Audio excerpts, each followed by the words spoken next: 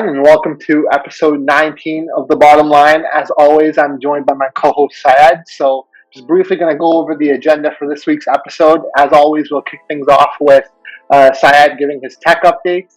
We're going to dive into the annual shareholder meeting from Berkshire Hathaway, including the key takeaways that we personally got from it. We're going to also go into a discussion of stop losses and how to avoid FOMOing in stocks, which is especially critical now because there's a lot of market turbulence going on. And we're also going to recap earnings from last week because it was a busy week for earnings, especially the tech world. And we're going to also preview the earnings for this week.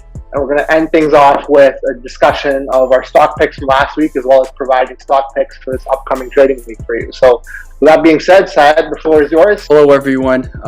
Once again, thank you for all the love and support you guys have been giving us on TikTok and also our other social medias as well. And we have lots of things to discuss in this episode. So I'm going to get started out with the tech update, as I have a few things to highlight. So first, I wanted to start out by talking about DigitalOcean and how it has emailed customers warning of a data breach involving customers' billing data.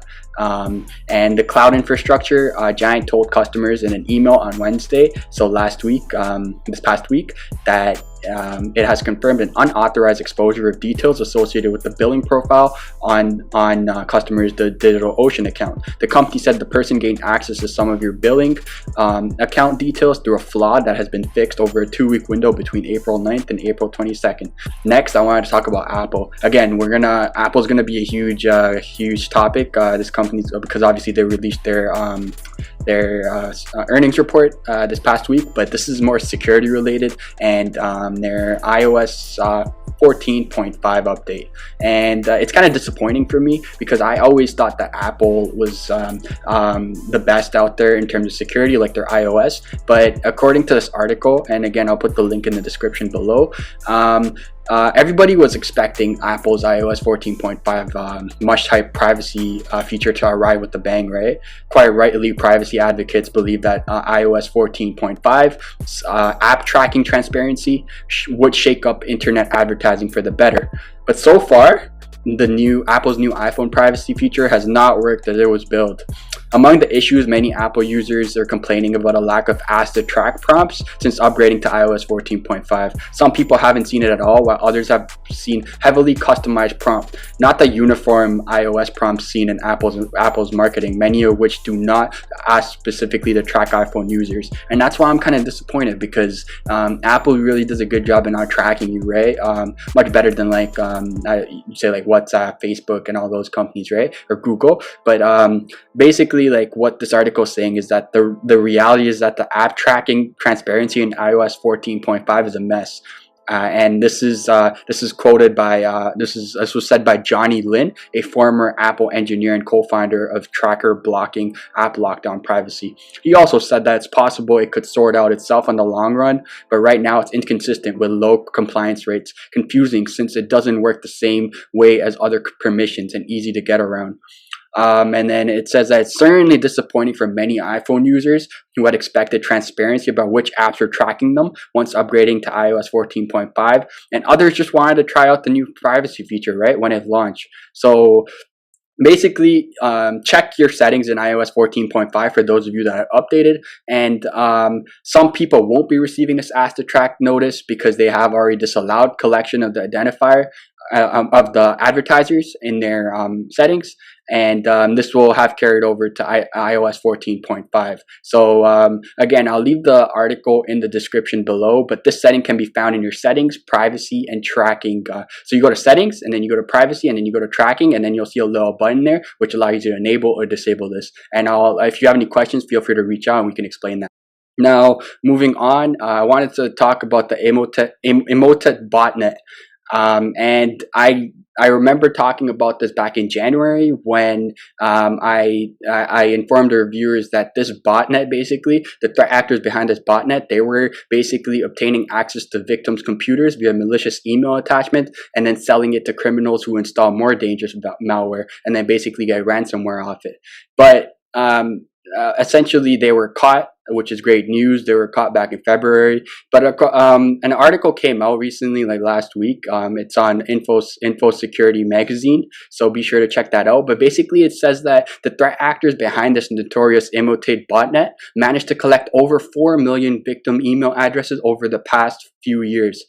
And the news came from Troy Hunt, Microsoft Regional Director and founder of Breach Notification site Have I Been Pwned. In all, 4,324,770 email addresses were provided, which span a wide range of countries, domains, and countries and domains. So that's really scary stuff right there, right? So again, I'll leave the article in the description, so be sure to check that out. And again, these botnets, like, don't be surprised if they come back. They're everywhere, and threat actors are creating new botnets every now and then, right? To get data that they're not supposed to, and then get ransom off it, right? So just wanted to update our viewers on that. And then lastly, I wanted to save this one for last, but this article it talks about the White House asking to increase crypto regulation. So what's happening is that a task force organized by the Institute of Security and Technology has urged the White House to tackle the rise in ransomware attacks and make it harder for cyber crimes to be committed. Law enforcement agencies, cybersecurity experts, and governments came together to make a series of recommendations to the Biden administration that aim to disrupt the illegal activities of threat actors. And a report submitted by the task force contained 48 recommendations, including advice to set up the regulation of cryptocurrencies and to root out safe havens, sheltering ransomware attackers from capture and prosecution. The task force noted in the report that the volume of cyber attacks has increased 4 times on year, and that cybercrime is now a 350 million criminal industry. The report is based on consultations carried out with researchers at Chain Analysis Inc., cybersecurity experts at Palo Alto Networks Inc., and law enforcement agencies in Canada, the UK, and the US. And just to summarize more of what this article was saying, it says that among the recommendations contained within the report are 5 priorities described as foundational and urgent. These include using the long arm of the law and diplomatic channels to dissuade countries from offering cyber criminals a safe haven in which to operate. So basically, this is big news, and they're like, in case you didn't know, like, cryptocurrency is the way to go, like for cyber criminals, especially on the dark web, right? There's a lot of transactions happening with cryptocurrency on the dark web, and this is one of the ways that I guess these regulators are trying to do prevent that, right? So the White House is looking into this, and that's how cryptocurrency and cyber crimes are related. Because Bitcoin or Ethereum is the way to do things on the dark web. Let's actually summarize the highly anticipated Berkshire Hathaway Annual Shareholder meeting. There are actually 6 key takeaways that I found from them, so I'm going to list them before diving into them further. The first one is that Charlie Munger, the vice chairman of Berkshire Hathaway, calls Bitcoin disgusting and contrary to the interests of civilization. 2, Buffett actually mentioned how the crazy amount of buildup and supply of SPACs has actually turned them into lemons.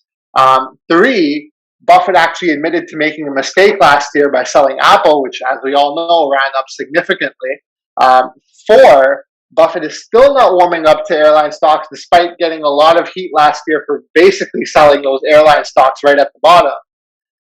5, he made a note that the best way to invest right now, if you're starting off, is actually to buy an index fund, knowing that none of the top companies, the top 20 companies today, were the top 20 companies in 1989. And 6, he actually currently has a cash pile of more than $145.4 billion, even after one of his most aggressive share buyback programs to date. So with that being said, let's dive into each of these in a little bit more detail. Let's actually dive into the first topic that I addressed. So again, Charlie Munger, vice chairman of Berkshire Hathaway, called Bitcoin disgusting and contrary to the interests of civilization. So Syed, I know you mentioned that as something the White House is looking to, but really a lot of people in the White House are in agreement with Charlie actually in this respect, and that's why you actually saw a sell-off in Bitcoin a few weeks ago when we were recording one of our previous episodes as well. That we saw Bitcoin really just fall like a knife at the thought of further regulatory measures being placed on them, and you just see like with all this pressure from these people, I don't know whether there's actually going to be action taken against it. But you know what? Like this is the kind of mentality that people have against Bitcoin, and that's why I'm kind of on the fence over the long term growth potential of cryptocurrency, because if it does start to get regulated, and this is the mentality, I don't know how much you can drive in that atmosphere, right? So, I mean, that's just something that I took away from it. But despite that, let's move on from that. We actually wanted to talk about the SPAC. So late last year, we can actually talk about fall. Let's say September of 2020. We saw a massive run up in SPACs, right? So all these blank check companies led by, I think, Chamath Palihapitiya was really at the helm of them. Yep. So SPACs were trading at ridiculous valuations.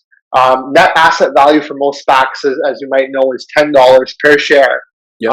Some of them, before even announcing a target, were trading at $17, $18, $20 per share. So you were charging a 50% premium, basically, for a stockpile of cash, because that's all a SPAC is. There's no designated target.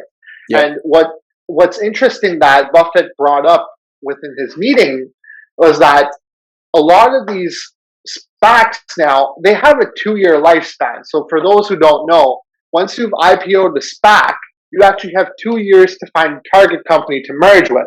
Otherwise, people who've invested into that SPAC get their money back at $10 per share. That's the redeemable amount. Right. But what Buffett said is that as we get closer and closer to that deadline, because there's a massive supply of SPACs, they're going to be in a rush to find a deal, and it's almost like they're forced to merge with any company. Otherwise, they're going to risk having to redeem those shares for all the other shareholders, and it's bad for reputational purposes as well. So really, they can just be merging with lemons, right? And that's sort of why we've seen a massive sell-off in a lot of these SPACs, despite the fact that the sponsors, like a Bill Ackman, like a Chamath Palihapitiya, like a Bill Foley, all of these guys that have their SPACs, even though they're well-known sponsors, they've all sold off because it remains to be seen who they're even going to merge with, right?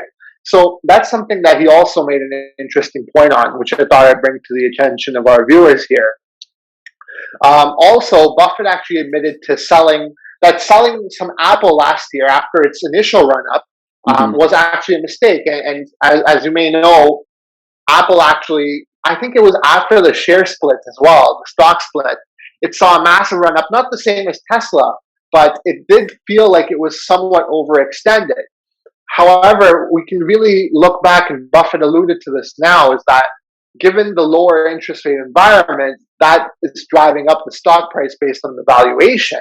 And also the fact that Apple seems to be coming out with more and more products to basically take over our day-to-day lives. Like, think about how often you use an Apple product and how synonymous it is to daily life. Like, can you really put a value on that, right? And that's why it's continued to grow year over year. It's been one of the staples of the stock market. And I think it will remain so for the foreseeable future, especially if it does, as it's rumored to do, take over the EV space, right? So that's something he admitted he may have been a little short-sighted on, which I think is great on him because he can admit his mistakes, which he's had the history of doing, obviously. But, yeah, those M1 chips and their new products are amazing too. And I feel like those are them moving away from Intel into their own chips. That's gonna be a great thing for them. And then, like you mentioned, the EV. And what if they get into the EV? Say if they merge with Neo or someone like that, it's over. Like it's going to the moon, as they would say. Exactly. Like Neo comes to mind. Laser, ticker LAZR, they could be partnering with them for the LiDAR. CCIV Lucid Motors is another target that comes to mind. So they have a lot of options at their disposal. And if something like that does get announced, like you said, like you could see a massive run-up similar to what you saw with Tesla last year. So it's interesting. A few more points that I wanted to take away for our viewers. Buffett mentioned he got a lot of criticism last year for selling airline stocks basically at the very bottom when something like AAL was trading at $10 a share or even below that. and now it rebounded more. I think it more than doubled. It's over $20 a share at this point. Right. So really, he got a lot of heat for that, but he did want to stress that he's still not bullish on the airline stocks because of the fact that business travel likely won't come back even after the pandemic, because now what companies have realized is that what used to be a business meeting where you would fly out to Tokyo or Europe or wherever it is, now you can just have a Zoom call, and that saves the company a lot of money, right? So business travel is a big chunk of the airline profits, right? So if that's not going to be the same, then I don't know how much leisure travel is going to be able to make up for it. And while I do think leisure is going to skyrocket as we get out of this pandemic, eventually that whole craze of going on vacation is going to tail off again, right? So you might see an initial surge where people haven't gone on vacation for 2 years and are dying to go. But once that fades and there's not as much business travel, I don't know how we can reconcile the fact that they'll trade at pre-COVID valuation. So I am in agreement with him on that.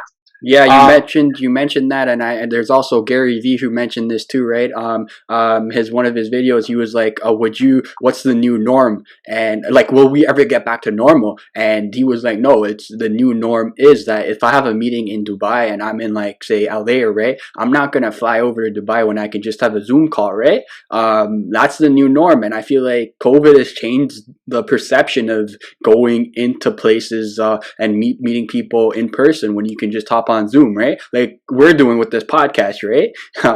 We don't have to meet in person. We can do it all over Zoom and internet. So that's why these recovery plays are scary, and because they might not recover like they were pre-pandemic, right? So yeah, that's I kind of agree with that. Exactly. So with that being said, also I'm just going to cover the last two topics very quickly. He mentioned something for new investors as well, is the fact that if you are starting off, maybe it is better to actually invest in the S&P index rather than buying the top 20 companies, let's say, that are comprised of the S&P at the current moment, because he noted very importantly that the top 20 companies from 1989 are not the top 20 companies that you see now. And if you actually, instead of investing in the S&P index back in 1989, if you invested in those top 20 companies instead, you would actually have lost money. Whereas if you put your money into the index, you would have continued to make steady gains over the last 20 plus years. So that's something that's something that we should definitely take into consideration as we're in an era really now of innovation and disruption. You don't know which company is quote unquote next, right?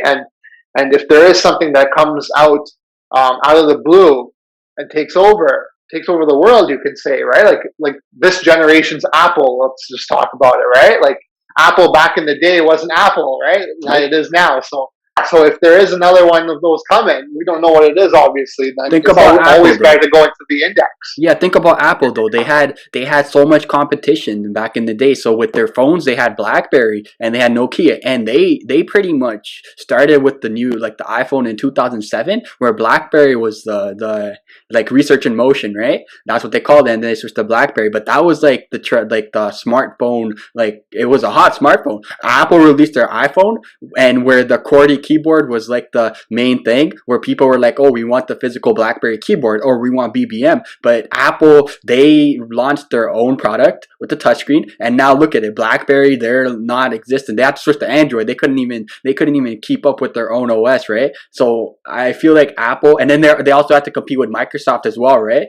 With their computers and all that. And if Apple does get into the EV space, that's going to be the, like we mentioned, this is going to be the stock of the future. And I feel like EV in general is going to be the future in regards to like the stock of the future to look at. And we saw that with Tesla, obviously, and these other EV companies.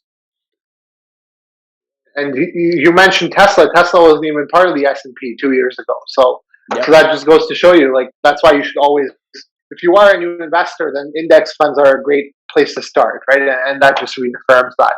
And the last thing I wanted to mention with regards to the shareholder meeting is the fact that Buffett does have a cash pile of more than $145.4 billion, even after the most aggressive share buyback program we've seen in recent years. So that leads me personally to believe that he's keeping the powder dry in case there is a correction in the market, right? And I know there's a lot of economists are saying that a correction is looming. We can never actually time that perfectly. Yeah. But if it is coming, and I do defer to someone like Warren Buffett, who's had this tremendous track record of success, obviously, right? Yep. And if he's keeping a lot of his powder dry, that gives me a signal that, hey, maybe I should be keeping some powder dry as well, just in case that sort of situation does arise. So that was one of the most important takeaways I had, was that, yeah, like, you always need to have the powder dry in case there is a correction and you want to buy these companies at much better valuations than you are seeing today. Right. To go back to the number one point that you made about his opinion on cryptocurrency, I found that quite the most I guess, like, the most shocking. No, I wouldn't say shocking, but like, it was hilarious to me. Just the way he described it. Right. What did he say again? He called it nasty or something. What did he say? Disgusting and contrary to the interests of civilization. Yeah, that was it's funny. Let's just say that. But I guess with crypto, there's pros and cons to it, right? Like the cons I mentioned in our tech update, right? Because crypto is all over the dark web, and it's used for not so good things, right? But there's also pros to it, right? Like digital currency. So we'll see how these regulations happen. And we already saw in the past, as we mentioned, we saw Turkey, India banning them. So we'll see what the US and these other EU and these other Western countries do with it. And it's going to be an exciting time, to say the least, because recently I posted a video about hard wallets, right? And like getting a hard wallet if you're into crypto. Now, say if they put a regulation on crypto, then like it's kind of like, I don't know, the hype around crypto might not be the same anymore, right? So we'll see what the future holds, but I think Bitcoin and Ethereum are there to stay long term. I don't know about these altcoins though, but some of them do have a great foundation though, like Polkadot, Cardano, Ripple, Stellar. So even Chainlink. That one goes quite underrated, but not going to go into too much detail there. But I feel like before banning, they gotta know what, like, the foundation of these cryptos and maybe use it in a positive way. That's all my 2 cents on that, but we'll see what happens. Like, Warren Buffett didn't obviously invest in cryptocurrency. If he did, he would have seen sizable gains, but he holds strong conviction against it, and ultimately time will tell who's right on this one. Hey Warren, if you're listening, you should invest in Dogecoin and SafeMoon. If you're listening. I don't think the best value investor of our generation will fall into that trap, but that was a good try there. Massive gains to the moon. He can go to the moon and retire there.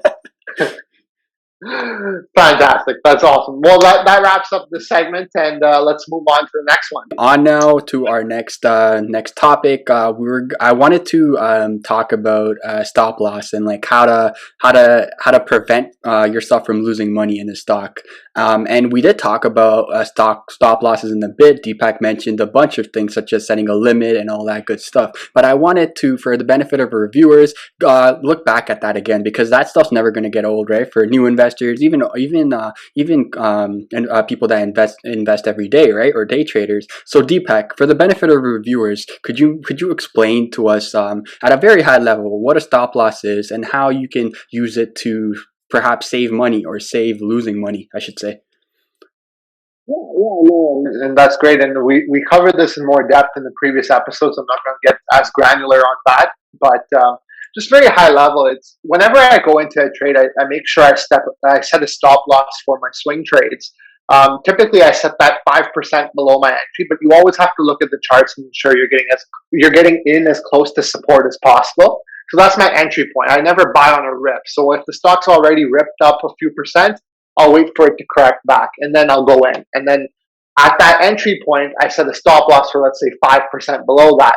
And once it triggers my stop loss, it'll actually sell out of my position so that my loss is capped at 5% again, right? So a lot of new investors don't set those stop losses, and what happens is they'll go down 5%, they'll think it's going to rebound, it goes down another 5%, all of a sudden they're down 10, 15, 20%, and they haven't sold, right? So this is how you ride stocks down, basically, like these growth stocks that we've seen correct 80%.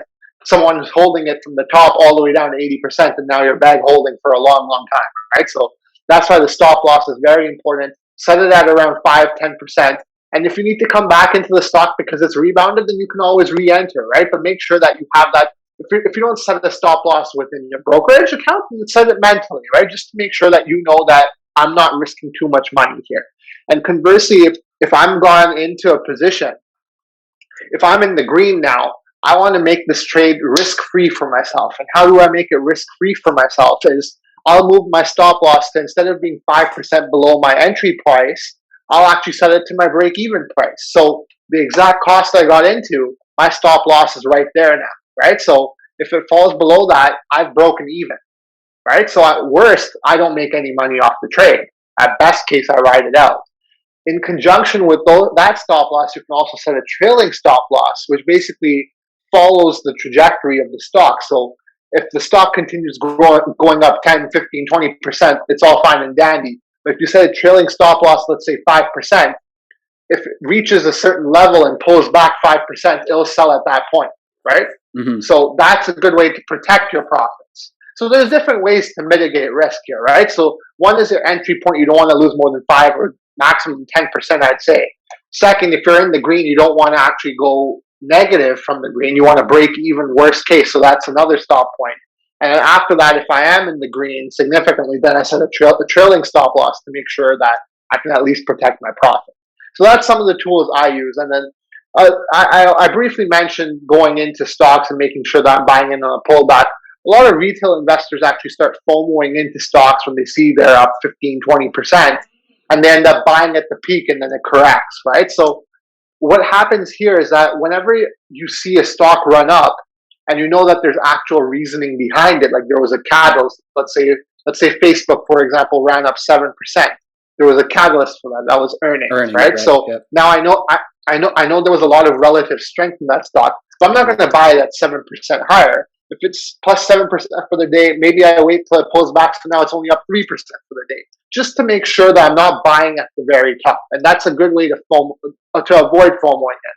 If you really have to partake in one of those meme stocks, we can call them, like AMC, like if you're really keen on participating in those, stick to a very small position. Like take a 10% of what your total target size is, right? If you want to put in $1,000 into a stock that's gone up 40%, maybe you start off with $100 and see where it goes, right?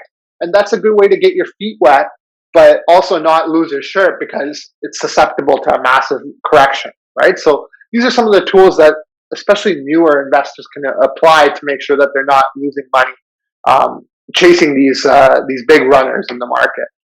So just to give our viewers a glimpse of the upcoming earnings report, we're actually going to kick things off on Monday with ST Lauder, which is actually a recovery play. As people can imagine, the whole cosmetic space has been impacted by everyone staying at home, but as the reopening comes, I think that's something that's going to get a lot of attention. So keep an eye out on that one. Pfizer, obviously, with the vaccine distributions, it'll be interesting to see how they do.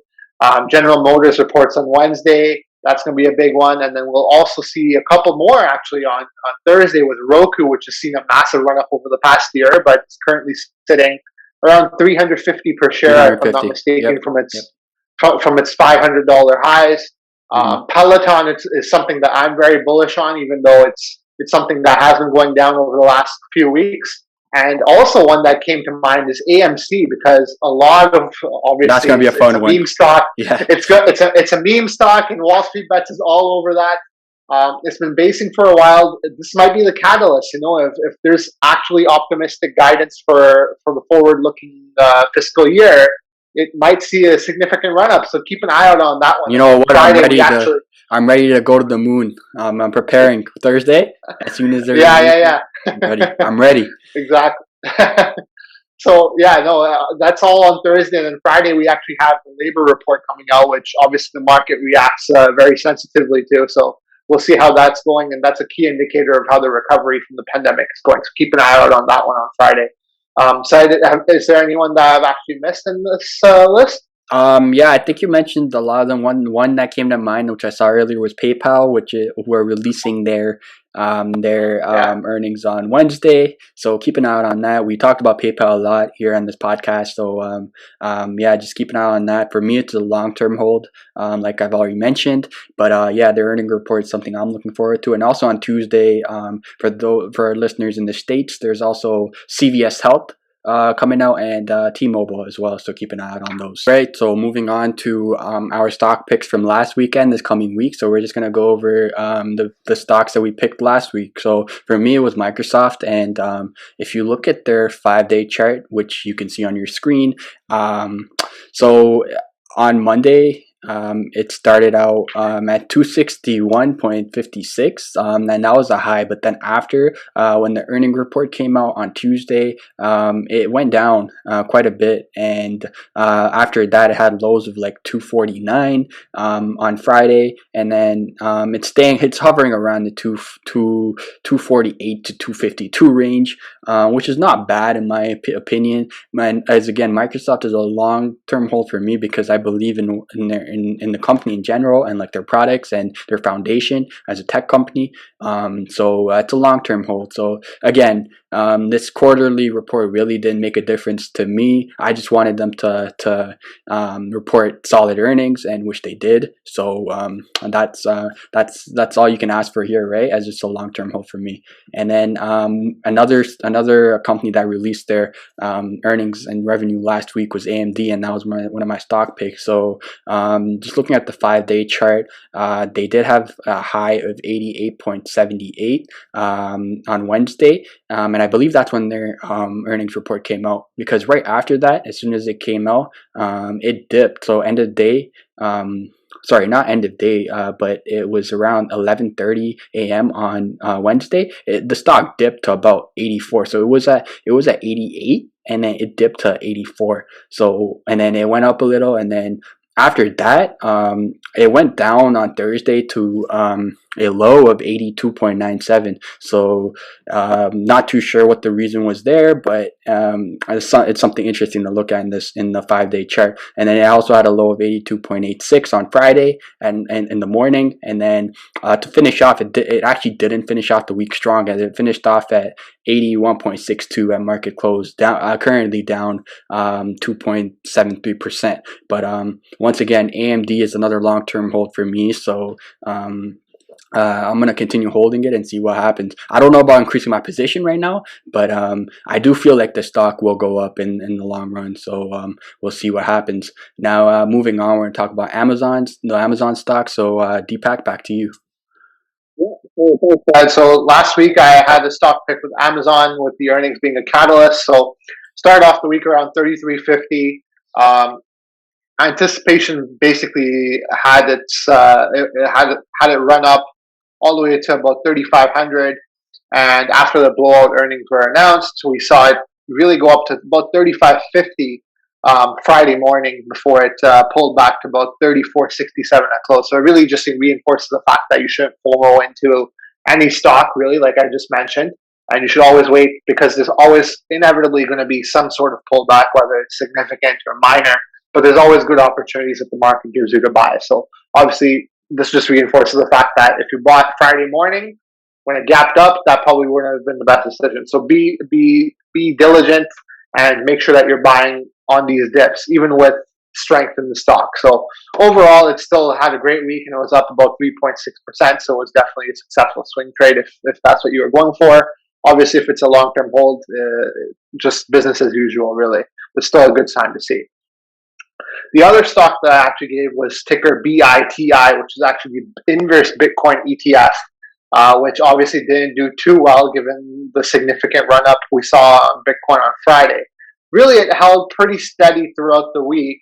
Opened at about $17 Canadian on Monday morning, and by Thursday close, it was around, again, 16.94, so not much of a difference. But then Friday, obviously, there was a massive rally in crypto, and it closed the week at around 15.59, so down about 8% for the week. So obviously, if you held it throughout the week, it wasn't a great trade. But again, this is more so something that you can use as a tool, because obviously as Bitcoin gets overextended, there's bound to be steep corrections. And we see this a lot more in cryptocurrencies than any other sector in the stock market. But cryptocurrencies are very vulnerable to sharp corrections. And if you do have conviction that there is an imminent correction coming, then this is not a bad place to hedge your risk, because ultimately in any portfolio, you should have some sort of hedge to protect you against the downside. So if that is the case, then this is not a bad stock to put your money in as a small percentage of your portfolio, obviously, just to act as sort of a hedge in case there is a pullback in cryptocurrency. With that being said, Syed, I'm going to give it back to you for your stock picks for this upcoming week. Right. So for my stock picks this coming week, I actually wanted to just talk about PayPal. So I mentioned PayPal already in the earnings report, but they are releasing their earnings report, and I'm looking forward to Wednesday, basically, and it's a stock to keep on your watch list, basically this coming week, because of the catalyst of them releasing their earning reports. So we'll see what happens.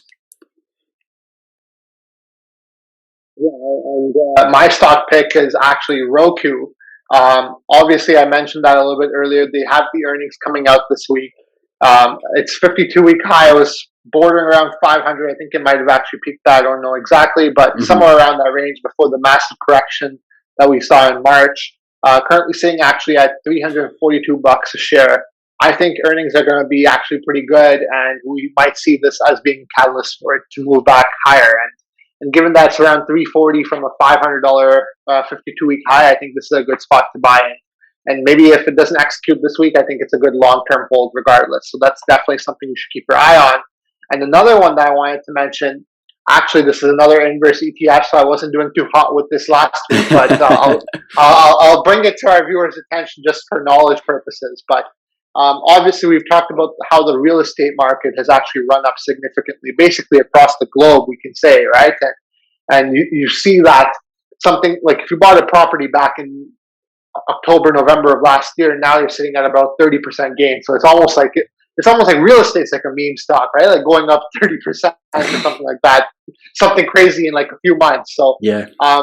With that being said, if you sort of think of that as like the stock market, which some people may or may not be inclined to do, then if you think the real estate market is overextended and it's due for a cooling off period, this is not a bad place again to serve as a hedge in your portfolio, because right now it's trading at about $6.08, $6.08, that is USD, and really over 6 months.